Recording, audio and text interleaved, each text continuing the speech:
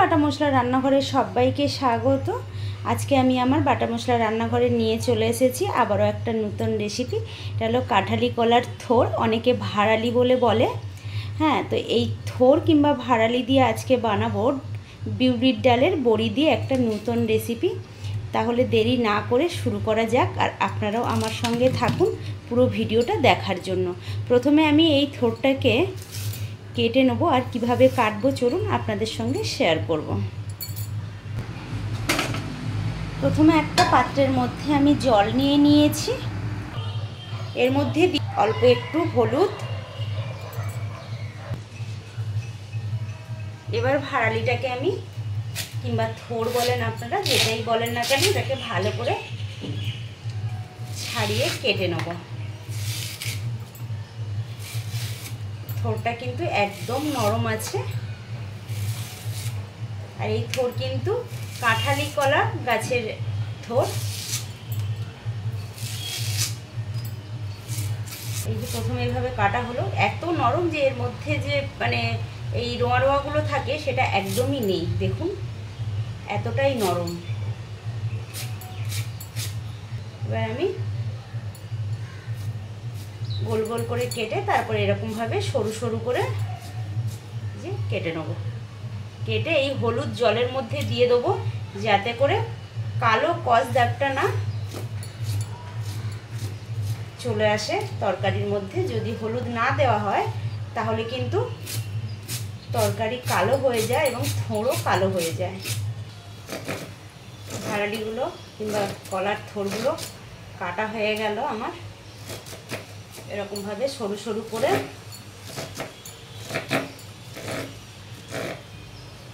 এই যে কেটে নিলাম। দুটো আলু কেটে নিয়েছি, আর এখানে আমি পেঁয়াজগুলো কুচিয়ে ওই আলুর প্লেটের এক সাইডে রেখে দেবো।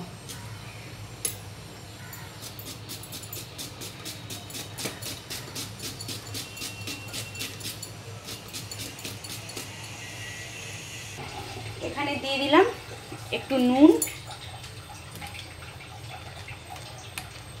আর দিয়ে দিলাম হলুদের গুঁড়ো, দিয়ে ভালো করে একটু মাখিয়ে নেব, যাতে থোড়ের মধ্যেই মাখতে মাখতেই অনেকটাই জল বেরিয়ে পড়বে। নুন হলুদ দিয়ে ভালো করে মাখিয়ে কিছু সময় রেখে দেবো, যাতে থোড় থেকে জলটা বেরিয়ে আসে কিছুটা।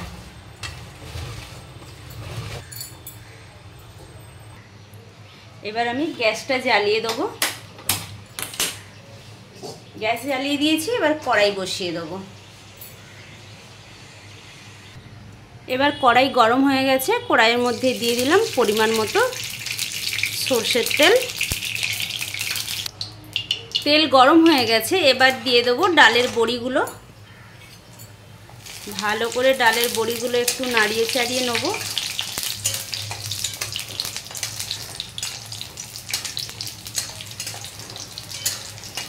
ডালের বড়িগুলো লাল লাল করে ভাজা হয়ে গেছে, এবার তুলে নেব।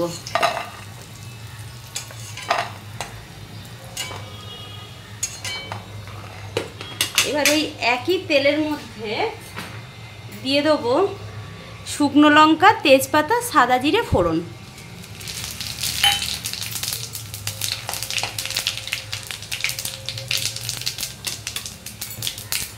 এবার দিয়ে দেবো কুচিয়ে রাখা পেঁয়াজ।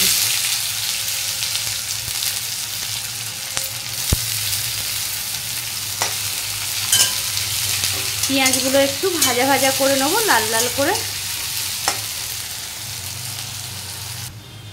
এবার দিয়ে দেবো শুকনো লঙ্কা, আদা আর গোটা জিরে বাটা।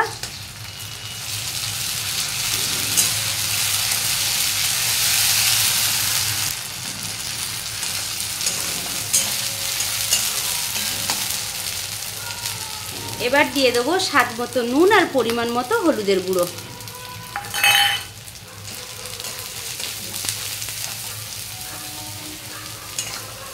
একটু নাড়িয়ে চাড়িয়ে এবার তুলে দেবো কেটে রাখা আলু।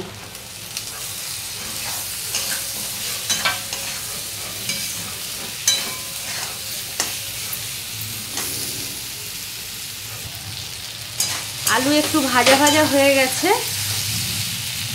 এবার তুলে দেবো কেটে রাখা জল ঝরানো থোড়। দেখুন কতটা জল বেরিয়েছে।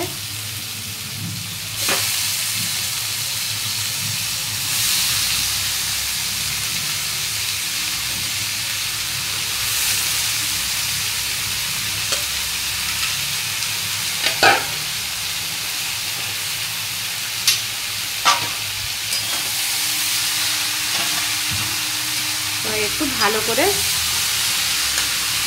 নাড়িয়ে চাড়িয়ে দেবো।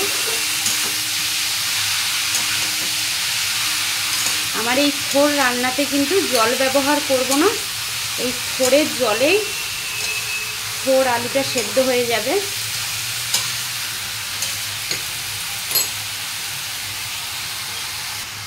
এবার দিয়ে দেবো ঢাকনা, গ্যাস কমিয়ে দেবো।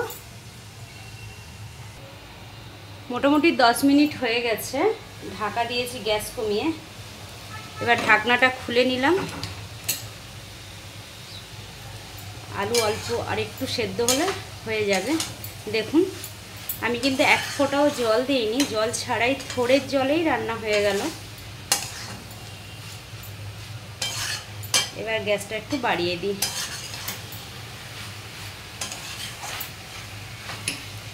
এবার দিয়ে দেবো ভেজে রাখা ওই ডালের বড়িগুলো। এবারও আবারও একটু নাড়িয়ে চাড়িয়ে দিয়ে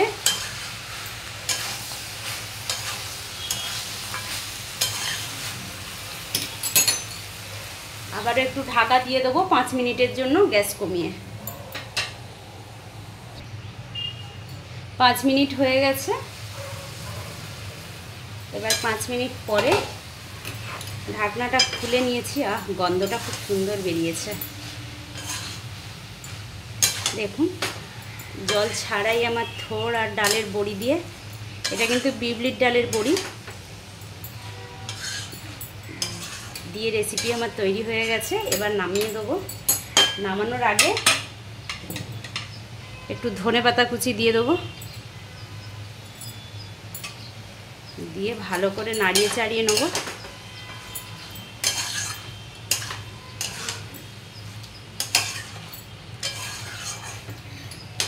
এবার নামিয়ে দেবো, গ্যাসটা বন্ধ করে দেবো। এবার এই প্লেটের মধ্যেই ঢেলে নেব তরকারি।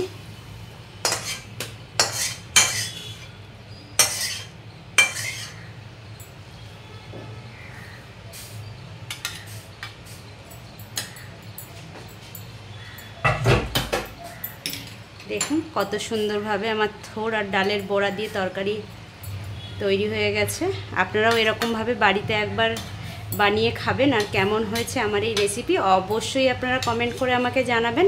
আর আমার চ্যানেলটিকে সাবস্ক্রাইব করে আমার চ্যানেলটির পাশে থাকবেন।